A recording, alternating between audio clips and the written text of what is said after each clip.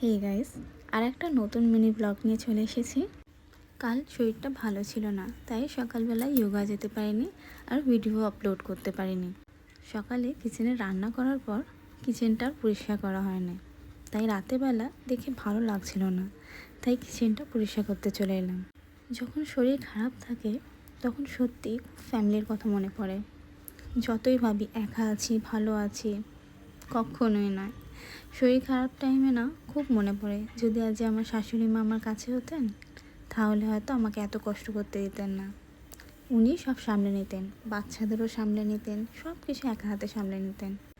কিন্তু কি করব, এত দূরে একা আছি যখন, নিজেকে নিজের কাজটা করতেই হবে। তাই তাড়াতাড়ি নিজের কাজটা করা শুরু করে দিয়েছি। এখানে তাড়াতাড়ি করে বাসন মেজে ভাবছি কতক্ষণে আমি আমার মেয়ের ডিমান্ড পূরণ করব। তার আজকে ডিমান্ড হয়েছে, মাম্মি আলুওয়ালা ম্যাগি করো।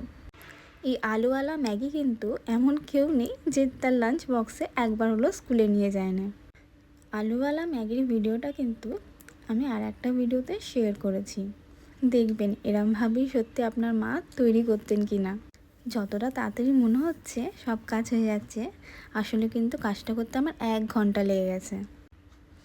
চলো, এখানে ম্যাগি আমার রেডি। আমি আবার অন্য একটা ভিডিওতে তোমাদের সঙ্গে দেখা করবো।